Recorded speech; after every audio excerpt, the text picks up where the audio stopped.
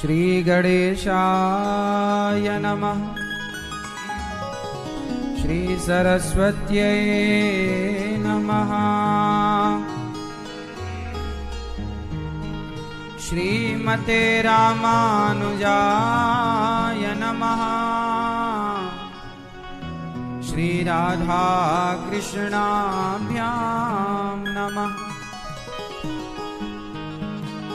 नारायणं नमस्कृत्य नरं चैव नरोत्तमं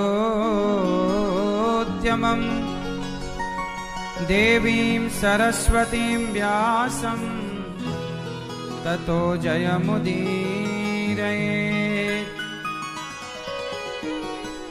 लक्ष्मीनाथ समारंभा नाथयामुनमध्यमा अस्मदाचार्यपर्यन्ता वन्दे गुरु परंपरा। जय जय श्री राधा रमण, जय जय नवल किशोर, जय गोपी चित चोर प्रभु, जय जय माखन चोर। जय जय माखन चोर, जय जय माखन चोर।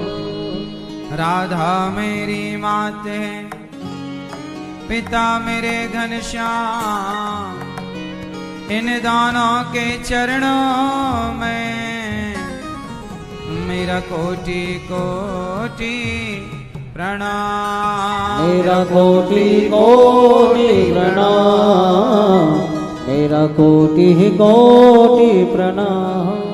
आए हो तो प्रेम से लो हरि का नाम, सब भक्तों को अनिरुद्ध की जय जय राधे श्याम। जय जय राधे श्याम, जय जय राधे श्याम, जय जय सीताराम।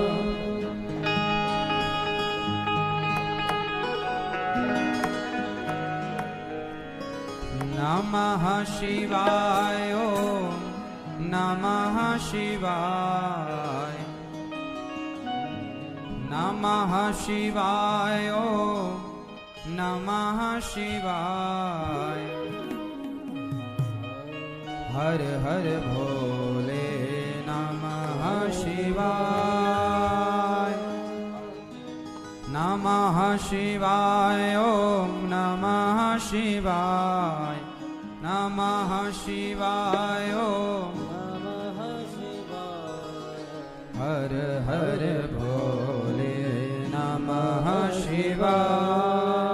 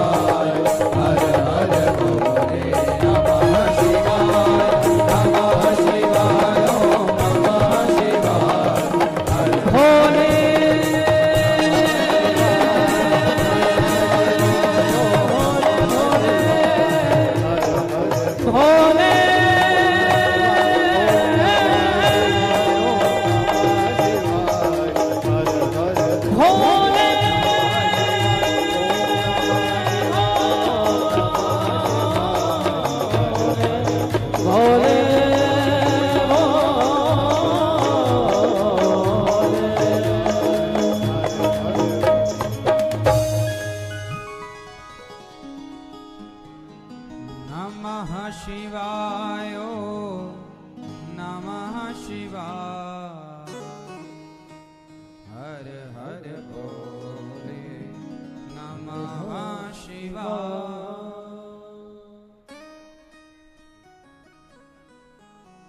परम मंगलमय परात्पर अखिलेश्वर अखिल ब्रह्मांड नायक परात्पर परब्रह्म भगवान श्री कृष्ण की वांगमय प्रतिमूर्ति श्री मद्भागवत महापुराण। दूर दूर से आई हमारी माताएं बहनें श्रोतागण भक्तगण, साधना टीवी पर कथा का रसपान कर रहे सभी भक्तजनों को जय श्रीमन्नारायण, जय श्री कृष्णा, जय गौरी गोपाल, राधे राधे। कैसे हैं आप सब लोग? सदा आप स्वस्थ और सुखी रहें, यही मंगल कामना आप सबके लिए। भगवान की कृपा करुणा सदा आप पर, आपके परिवार पर बनी रहे, यही बिहारी जी से प्रार्थना है। भगवान की ये जो कथा है, इस कथा में आप सभी बड़ी दूर दूर से आए हैं और डुबकी लगा रहे हैं कथा की गंगा में। हमारी मैया श्रीमती सुनीता देवी परीक्षित बन के इस कथा का रसपान कर रही हैं, अपने माता पिता को इस बार भागवत सुना रही हैं सावन के महीने में। स्वर्गीय श्रीमती निर्मला देवी श्री जानकी लाल सोनी जी की पुण्य स्मृति में आप गोंदिया महाराष्ट्र से आप आई हैं। साथ ही बेटा नितिन सोनी जी, श्वेता सोनी जी, बेटी दामाद खुशबू अग्रवाल जी, राहुल अग्रवाल जी, गीता सीमा जी, बहन चाची माया देवी जी, समस्त सोनी परिवार आप आए हैं और अपने पितरों की सदगति के लिए ये भागवत का अनुष्ठान आप करा रहे हैं। आपने जो पुण्य का कार्य किया है ना मैया जी, वह संसार के लोग ही इसकी सराहना करते हैं, ऐसा नहीं।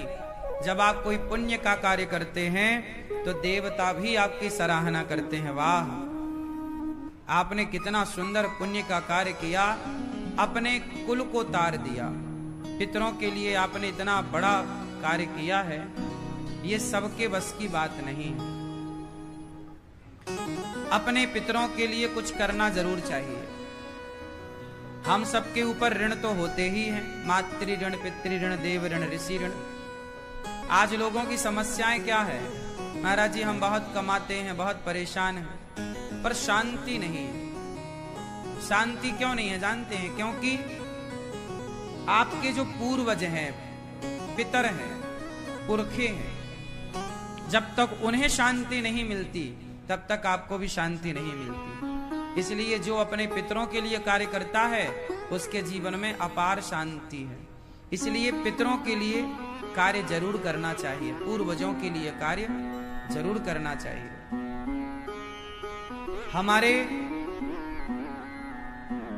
हमारी कमाई में केवल हमारा अधिकार नहीं होता, हमारे कमाए हुए धन में बहुत लोगों का लीगल अधिकार होता है। जैसे हमारी कमाई पर अधिकार किसका है?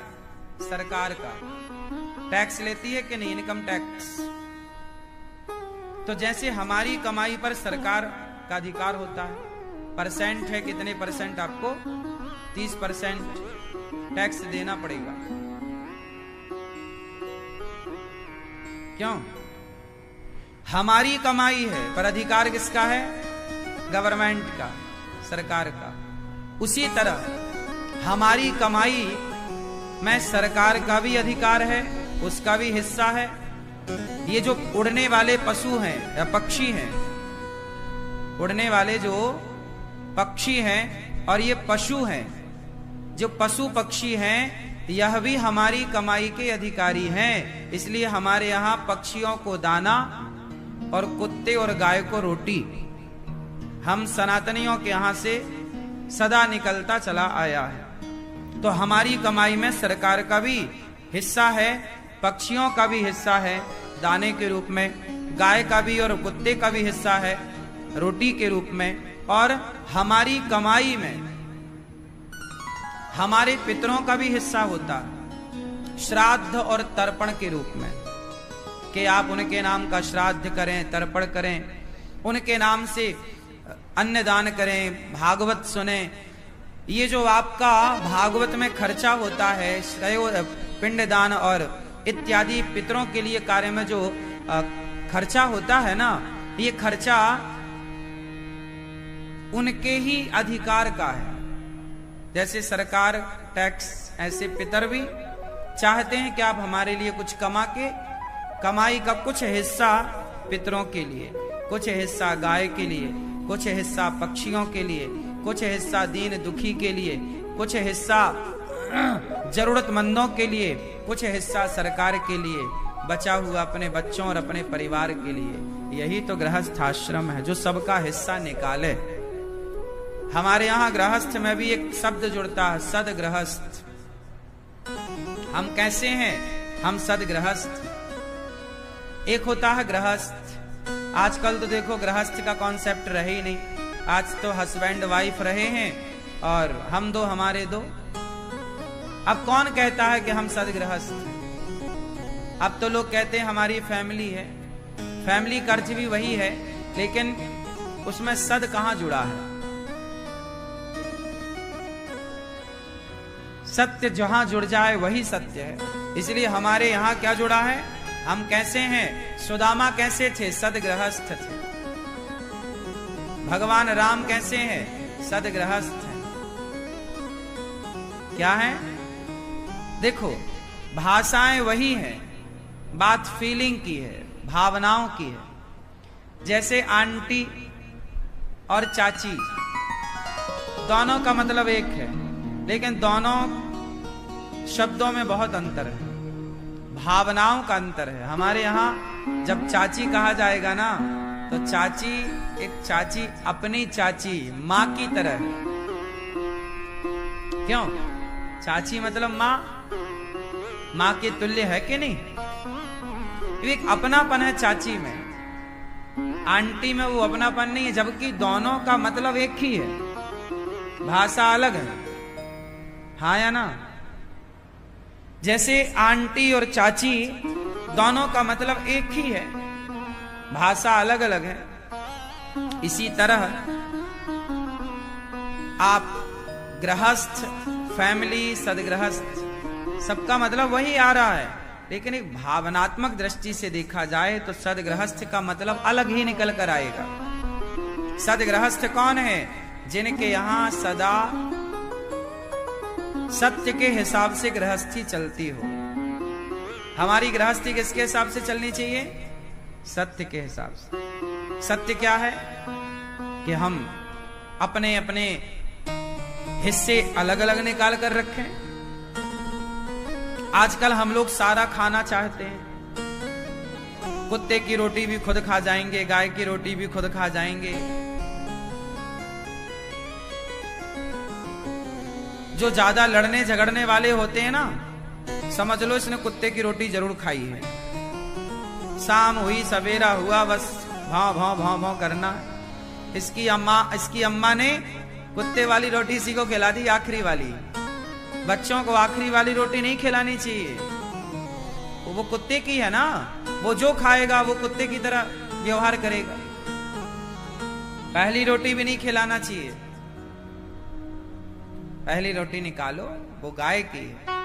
जिसका अधिकार जहां है, देखो हमें दूसरे का अधिकार छीनना नहीं चाहिए। दुर्योधन ने पांडवों का अधिकार छीना, नाश हुआ कि नहीं? गाय का अधिकार क्यों छीनना? कुत्ते का अधिकार क्यों छीनना? अपना अपना अधिकार। इसलिए हमारे पुराने हमने देखे हैं, लोग जब भोजन करने बैठते थे तो एक रोटी निकालकर अलग रख देते थे, उसमें थोड़ा चावल, थोड़ी दाल, थोड़ा साग, जो भी, और निकाल के गाय के नाम के अलग। पुराने लोग, मैंने जैसा देखा है कुछ लोगों, अलग रोटी निकाल के रख देते थे। कितने धार्मिक थे पहले के लोग, कितनी भूख लगी है पर वो रोटी निकालना नहीं भूल रहा है। देखिए पहले का व्यक्ति कितना पवित्र था, इसलिए पहले के लोग बहुत सुखी थे। अशांति आज की तरह नहीं थी। आज संपन्नता है, धन है, पर शांति कहां है?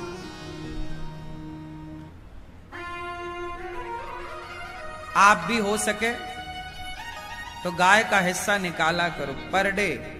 गौरी गोपाल गौशाला है, आप अपनी तरफ से गाय को यहां रोटी भेज दिया करो। आपके गली मोहल्ले में नहीं है तो गौरी गोपाल गौशाला में एक गाय आप गोद ले लो और सवेरे रोज स्मरण कर लो कि हमारी रोटी गाय तक पहुंच गई। आप रोज गाय के लिए रोटी की सेवा पहुंचा दिया करो।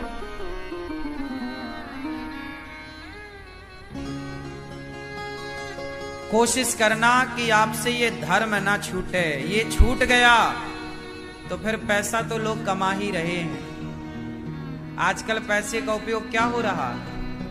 जो जितना बड़ा पैसे वाला है उतनी महंगी शराब पी रहा है। जो जितना ज्यादा पैसे वाला है उतनी बड़ी बड़ी गाड़ियों में घूम रहा है। गाड़ियों में घूमना, बड़े बंगले में रहना, इससे कोई दिक्कत नहीं है। दिक्कत किससे है? जब आप पैसे का मिसयूज करने लग जाते हैं, दुरुपयोग करने लग जाते हैं। और दुरुपयोग क्या है?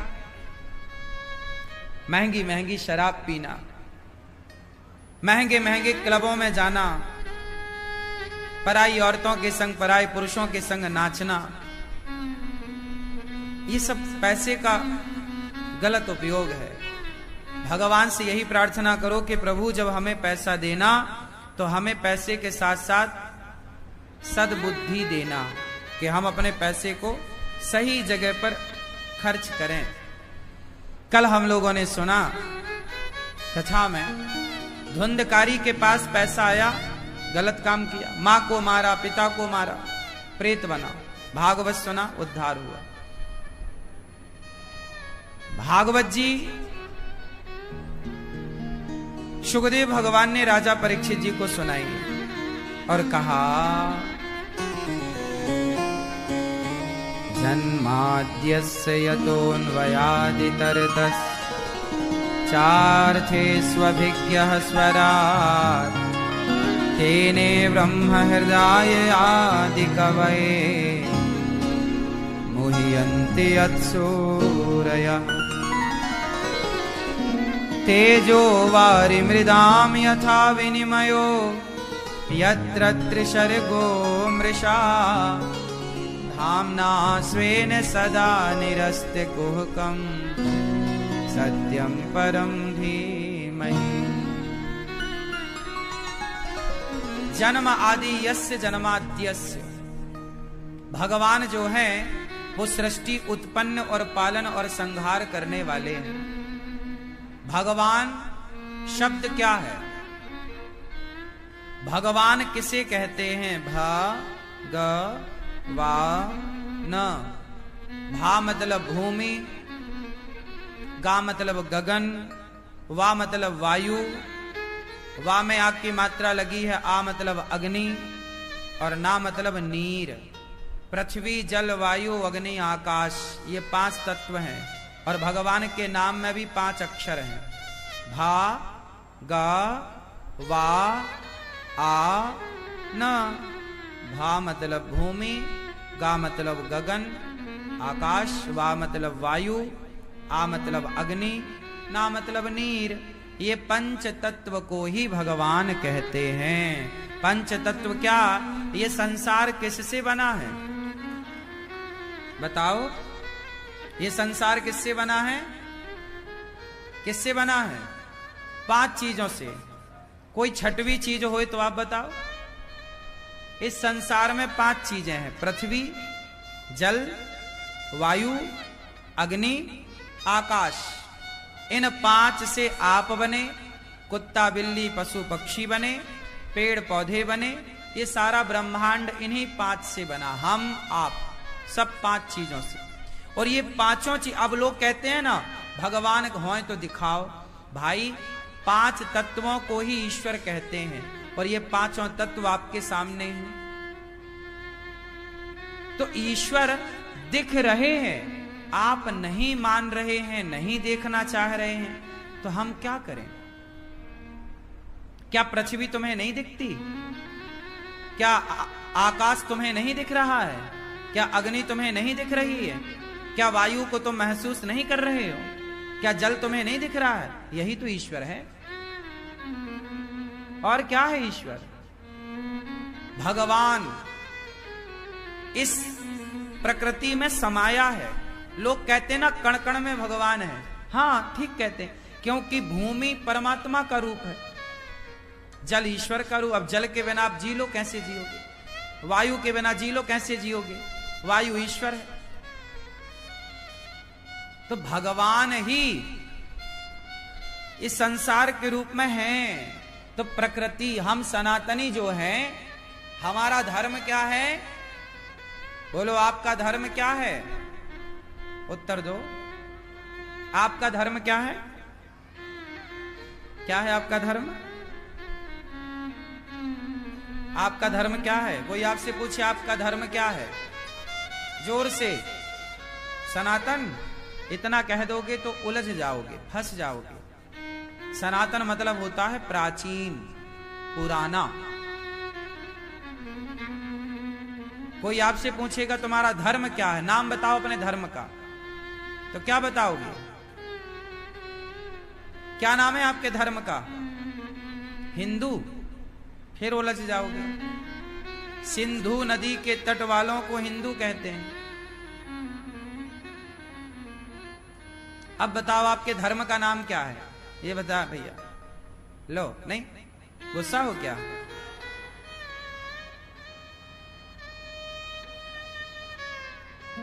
ये हमारी छहों पीली मैया बताएंगी। बताओ आपके धर्म का नाम क्या है?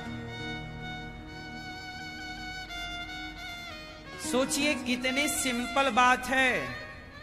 आप सनातनी हैं, हिंदू हैं, लेकिन आपसे सवाल कोई कर ले कि तुम्हारे धर्म का नाम क्या है, तो क्या बताओगे?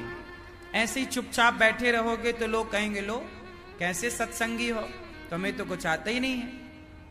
ये बेसिक सवाल हैं, मैं तो हर बार इनका उत्तर देता हूं। क्या होगा आपको यदि पढ़ेंगे नहीं, सुनेंगे नहीं, कैसे चलेगा काम? हमारे धर्म का नाम है सत्य, सनातन। सत्य ही सनातन है। क्या है आपका धर्म? क्या है? क्या बोलते हैं पूरी बात? सत्य सनातन धर्म की सत्य। आपके धर्म का नाम क्या है? हमारे धर्म का नाम है सत्य। सत्य ही धर्म है। गोस्वामी जी लिख रहे हैं, धर्म न दूसर सत्य समाना। धर्म क्या है? सत्य ही धर्म है। हरिश्चंद्र मर गए, बिक गए बाजार में, काहे के लिए? बोलो, सत्य के लिए। मर गए दशरथ जी, काहे के लिए? वनवास चले गए राम जी, काहे के लिए? झूठ के लिए कि सत्य के लिए? इसलिए तुम्हारा और हमारा धर्म क्या है?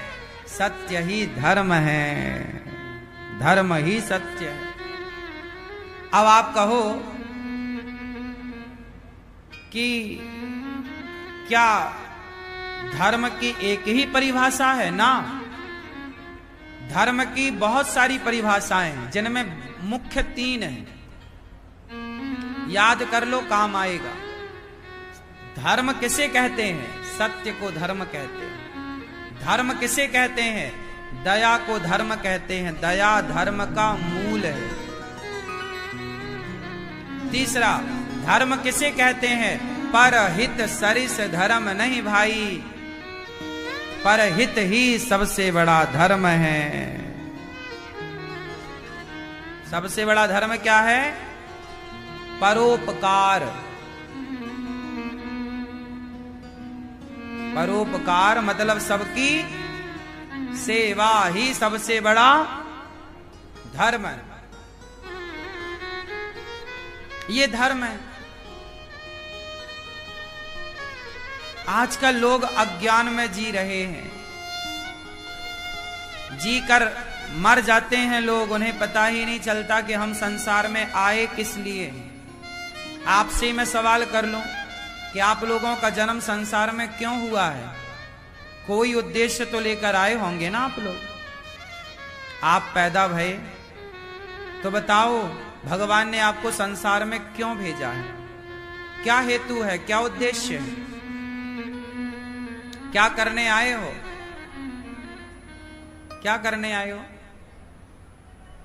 टोपी वाले भैया बताएंगे क्या करने आए हो आप संसार में।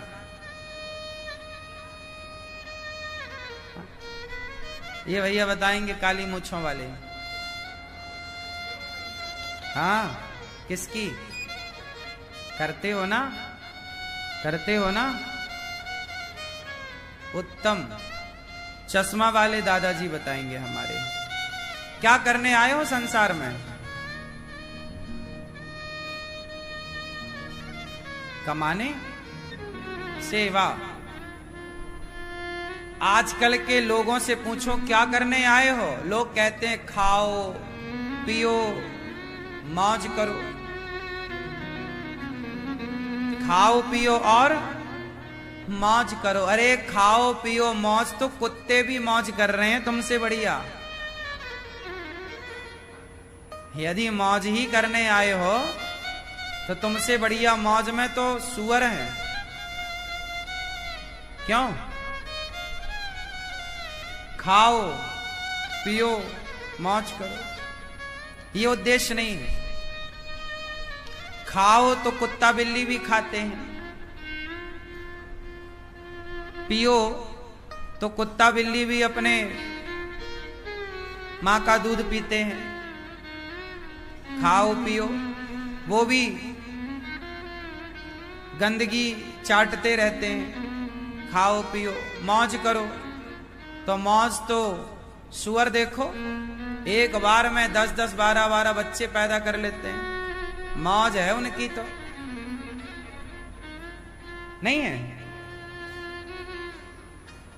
खाओ पियो मौज करो। आज लोगों की ये परिभाषा निकल कर आती है सामने कि हम इसलिए पैदा हुए हैं। ना साहब, आप ये जान लो कि आपका मानव शरीर क्यों मिला आपको, हम क्यों मनुष्य बने।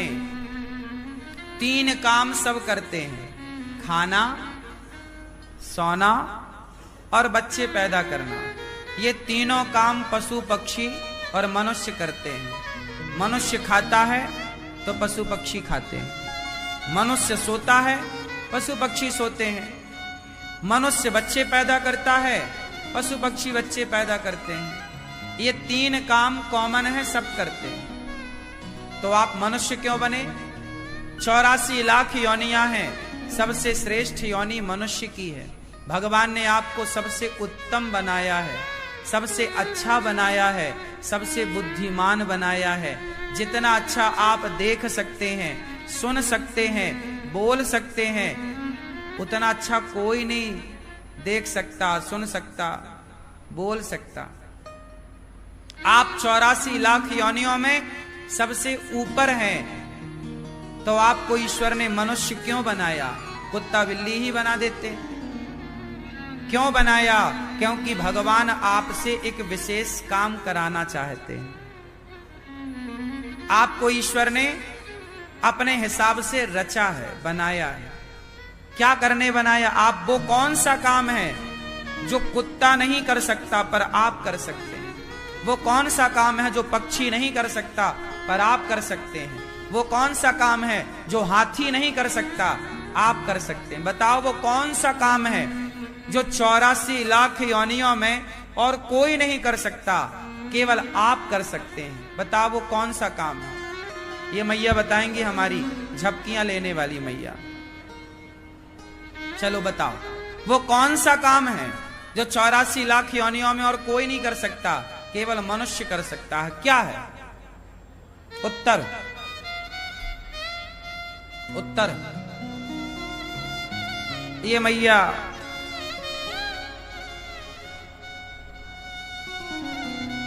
लाल मैया पीछे वाली मेरी माँ, कौन सा काम है जो 84 लाख योनियों में सिर्फ आप कर सकती हो, कोई नहीं कर सकता, मनुष्य कर सकता है बस।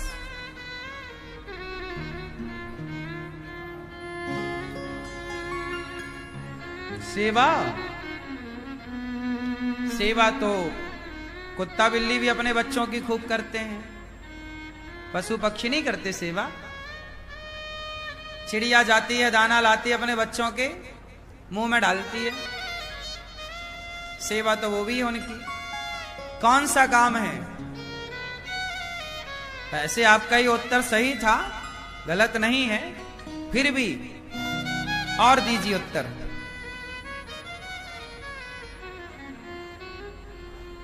धर्म।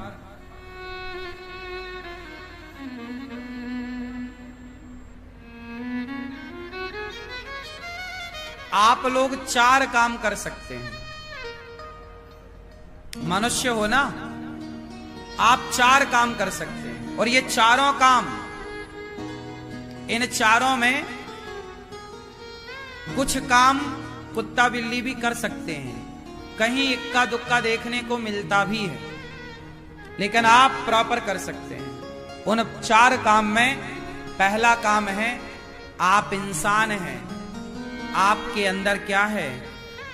सभी में बांटकर खाने की भावना है। बंदर जो होता है ना, उसे केला दोगे ना तो वो अपने बच्चे को नहीं खिलाएगा। बंदरिया बच्चे के केला छीन के खा जाएगा और उसे छाती से लिपटाएगी, तू दूध पी, बस खाने नहीं देती उसे। कुछ भी खाने को दोगे वो खुद खाएगी, बच्चे का छीन के खा जाएगी, नहीं खाने देती वो।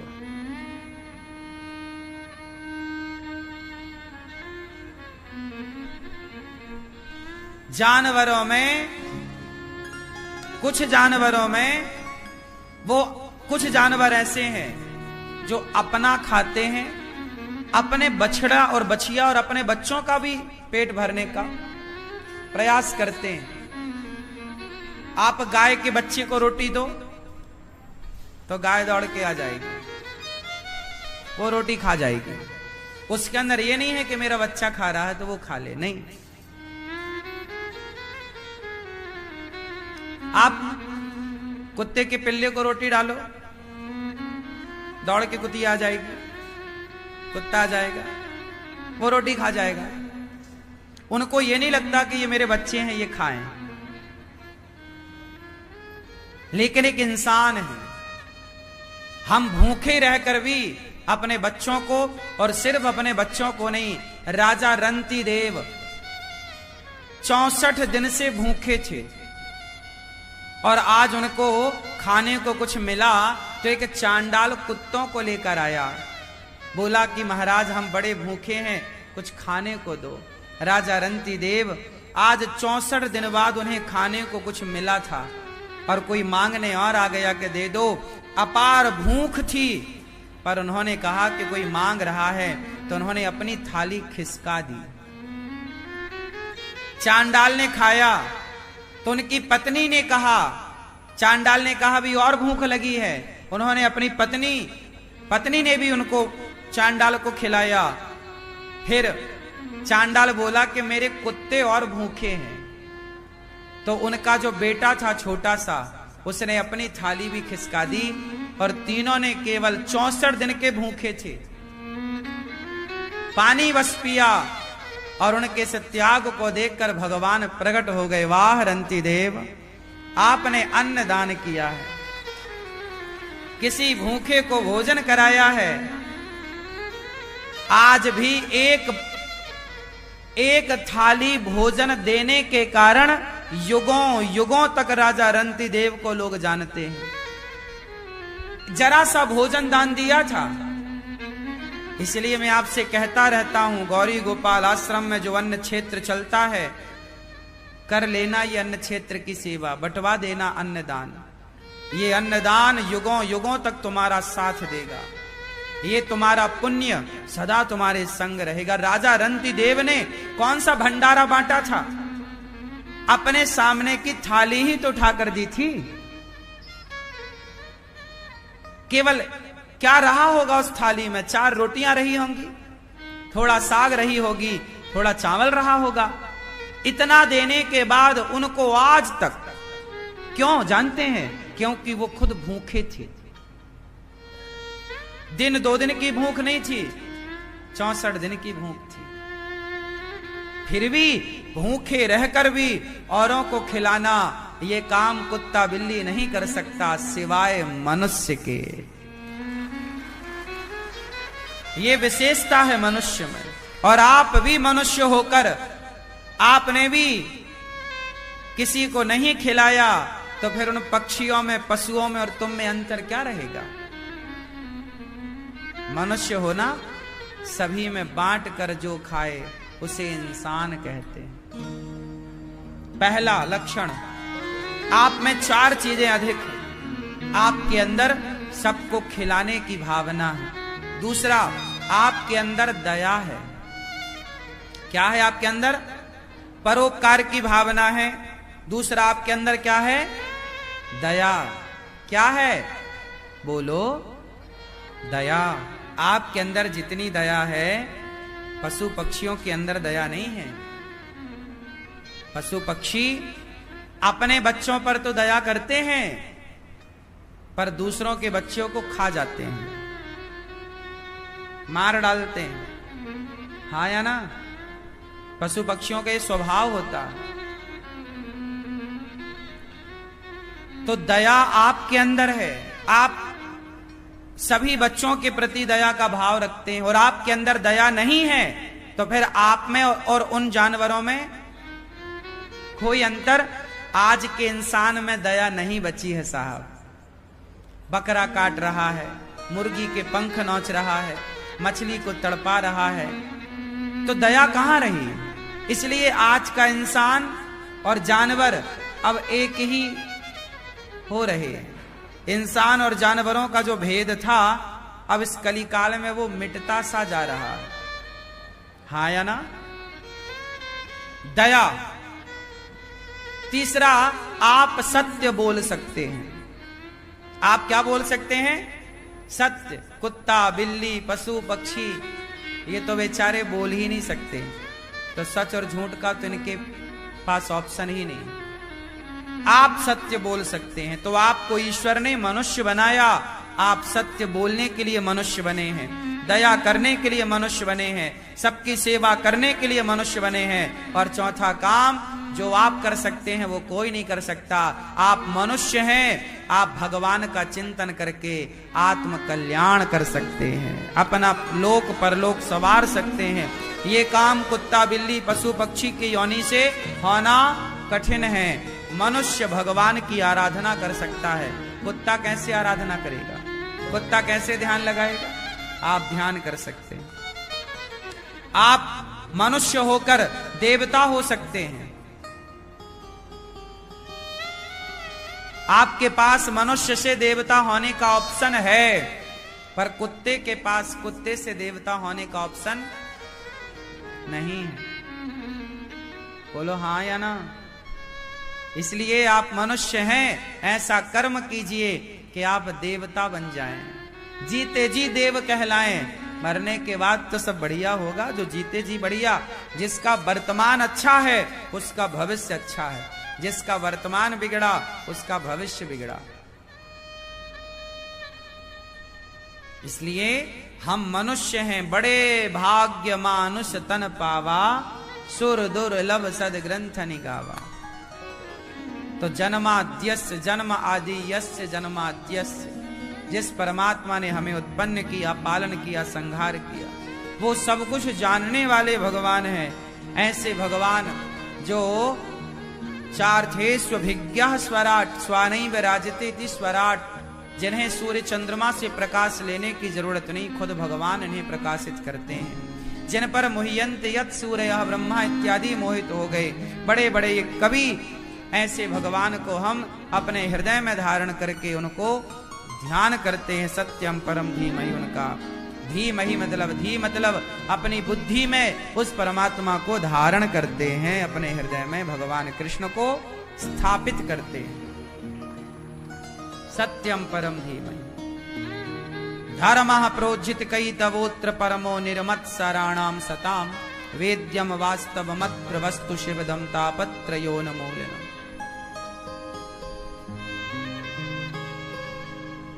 धर्म क्या है? भागवत जी यही तो बताती हैं। सवई पुंसाम परो धर्मो यतो भक्ति रदोक्षजे अहै तुक्य प्रतिहता ययात्मा संप्रसीदति। धर्म क्या है? अभी आपको हमने बताया, सेवा, दया, धर्म। भगवान के अवतार कितने हुए? अनेक रूप रूपाय विष्णवे प्रभु विष्णवे। हमारे भगवान अनेक रूपों में हैं, अनेक नामों से जाने जाते हैं। भगवान के कितने नाम हैं? बोलो, कितने नाम? अनेक। कितने रूप? अनेक। आप सबके रूप में कौन है? भगवान। तो भगवान के कितने रूप हैं? कोई इंसान में इतनी ताकत नहीं है कि वो भगवान के रूपों को गिन सके। हरि अनंत, हरि कथा अनंत, कहाँ ही सुनहि बहु विधि सब संत। मैया